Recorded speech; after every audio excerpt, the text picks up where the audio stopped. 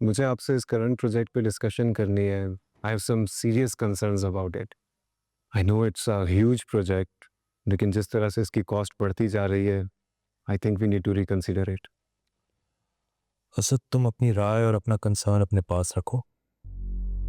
I exactly know what I am doing.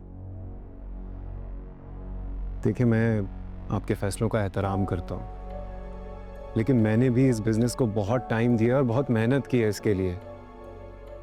और मेरी समझ मुझे ये बता रही है कि ये प्रोजेक्ट हमारे गले पड़ सकता है। इस वक्त इन्वेस्टर इन्वेस्ट करने को तैयार नहीं है, वो ओवरसीज जा रहा है। अच्छा, असद, तुम्हारी समझदारी का अंदाजा है मुझे। तुम्हारे एक अक्लमंद फैसले ने सब कुछ जाहिर कर दिया।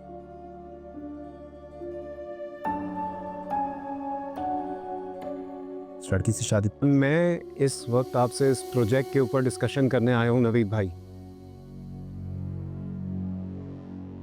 बेहतर होगा कि हम ये पर्सनल इश्यूज घर की हद तक महदूद रखें, क्योंकि वो एक अलग इशू है।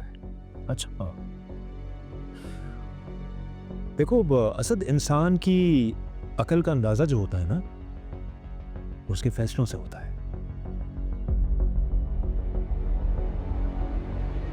तुम्हारे एक जज्बाती फैसले की वजह से हमारी फैमिली बिखर गई।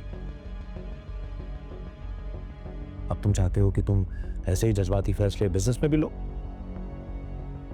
ताकि क्या हो, हमारा बिजनेस भी बर्बाद हो जाए। Is that what you want? जज्बाती फैसला आपने किया है नवीद भाई, मामा तक का नहीं सोचा आपने।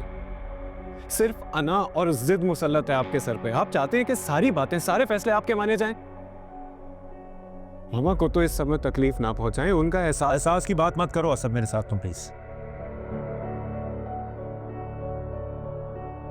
तुम करो उनका एहसास जिनको उनसे सबसे ज्यादा मोहब्बत है। ये सच नहीं है, बहुत प्यार करती हैं आपसे वो। यही सच है, नहीं करती हूं मुझसे प्यार।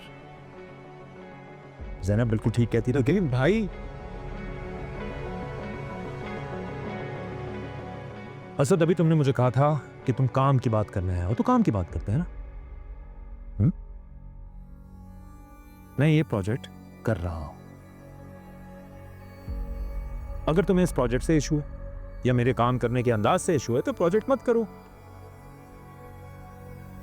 छोड़ दो, ऑफिस मत आओ। I don't give a dam. But I give a damn about it. ये हमारी फैमिली का बिजनेस है, आपके अकेले का नहीं है। हम दोनों इसमें बराबर के हिस्सेदार हैं, and I have equal right to be part of every decision.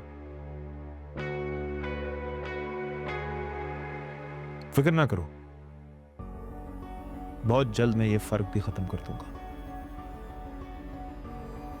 तुम मेरे लेवल पे नहीं होगे फैसला लेने के लिए।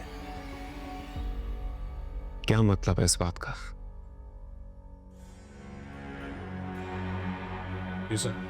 वैसे आप बैठे।